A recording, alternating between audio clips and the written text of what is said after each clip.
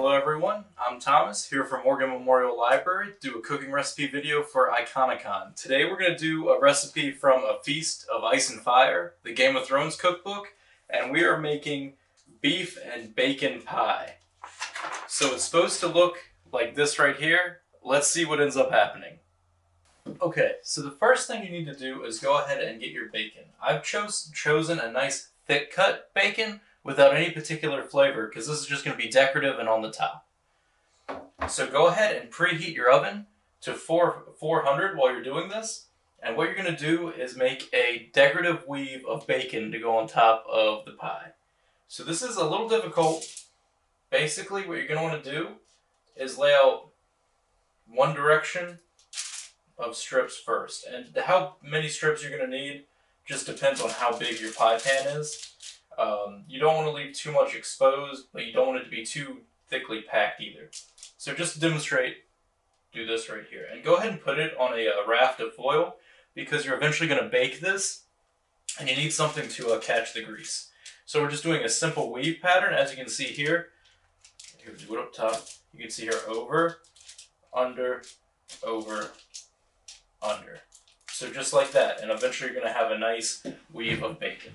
This is ultimately what your lattice should look like. So we're going to put this in the oven at 400 for 15 to 20 minutes or until it's nice and crisp. And what you're going to want to do when you put this in your oven, make sure to fold the edges of the foil so that none of the grease escapes so that it can kind of fry itself in its own juices. While the bacon is cooking, you can go ahead and prep for the next step, which is cooking the filling. As you can see, I've already diced and chopped what we needed to do. You're going to need 1 carrot, 1 onion, and 1 medium-sized potato. And just go ahead and peel those and dice them. For the filling, you will need approximately 1.5 pounds of stew beef. I've gone ahead and bought pre-chopped. You could take a chuck roast and cut off 1.5 pounds. It probably would be a little fattier if you did that.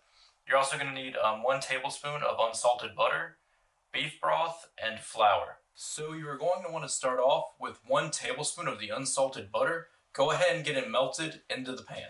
Once the butter has started to melt, you're going to want to go ahead and add all of your vegetables, the onions, carrots, and potatoes, and you're going to want to cook them gently until the onions are nice and golden. So we're going to go ahead and toss everything in here. I've got it on a nice medium-high kind of heat going. I use propane gas at home to cook. If you're using electric, it might take a little longer to get everything going.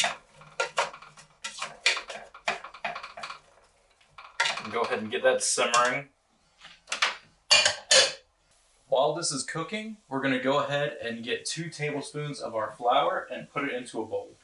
So while the vegetables are cooking, we're going to go ahead and add flour to our beef to crisp it up a little and also eventually to kind of thicken up the broth. Got 1.5 pounds of stew beef here and 2 tablespoons of flour in this pot. And you don't need to be fancy or dredge it or anything. Basically, just kind of stir it around in the flour. Make sure each piece gets nice and coated a little bit.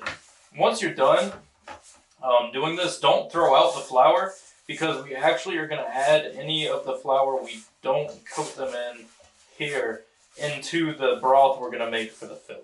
Let's get every piece nice and coated. And if you have your own way of tossing the beef with flour, that's fine. A lot of people will put the flour in a Ziploc bag and toss it like that. I just didn't have any Ziplocs big enough. Just want to make sure every piece gets a little coated. So now that our vegetables are cooked down a little bit where the onions are golden, we're going to go ahead and take that beef that we tossed with the flour and we're going to throw it in here, kind of keeping the same heat. You're going to stir the beef in nice and good, and you're going to cook it at this temperature like this for 5 minutes. Really, it's just a matter of taste. You just want to get the meat a little brown here. And I am going to pick up the heat just a little bit. So simmer for 5 minutes with the beef in it. And this is eventually going to be your filling.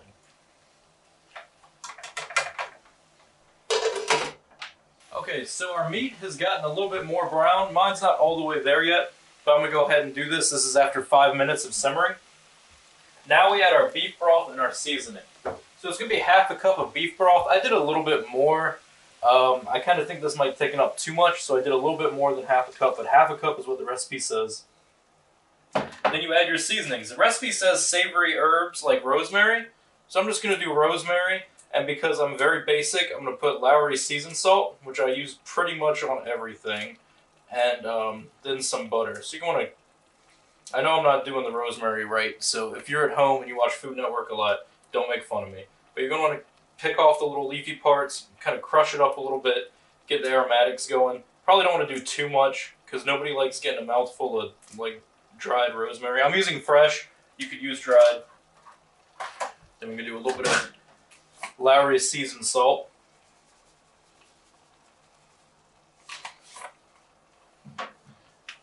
And a little bit of pepper. And so what the recipe says is that you're going to take this and then for 10 minutes you're going to let simmer until a gravy is formed. So you want it to be a little bit thick. So I'm going to put this down. What I would do, I'm just going to stir it a couple times to make sure everything's spread out evenly. And then you put the lid on it, let it simmer for 10 minutes or until you think the liquid is thick enough, because this is going to be the filling. So this is kind of the last step with the filling until we put it in the pie. So if you want to put any seasonings in it, this is your last chance to get on the train. Let's see here. Okay. And I thought about this too as I'm cooking this. I love this copper pan, but it is a little deep dish. You might want to use a wide, shallow pan so you can get a nice crust on the beef. But we're just going to do this for 10 minutes. So as you can see, we have a nice gravy-like consistency in the broth there. So we're just going to turn that off and prepare to make our pie filling. All right, now is the time. So keep your oven going at 400. Once you get your bacon out, remember you're going to want your bacon to be nice and crispy. Go ahead and get your pie pan out and spread the dough over it. I just use Pillsbury dough. I use a deep dish one. You're more than welcome to make your own dough. And so you're just going to put the filling into the pie. Let's see if we can do this. You're going to make it nice and even. And remember, you're going to want like a level playing field in the pie because you're going to put the bacon over it. Maybe get some more filling here. I think mine, yeah, it's going to be tight with the filling. So you're probably not going to use all the filling that you made.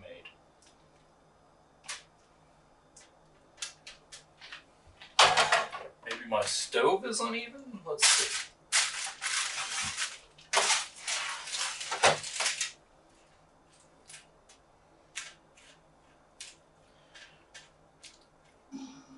Okay, we got our filling there. Now there's a couple different ways you can do the bacon lattice. One of the ways they recommend is to take the bacon, or take the pie pan, lay it on top of the bacon, and cut a circle out. I am really lazy, so it looks like I actually guesstimated pretty well here. What you need is enough. You might have to cut it. You need enough that the pie crust will fold over the edge of the bacon. Any extra bacon you cut off during this process, you're going to add right back into the filling.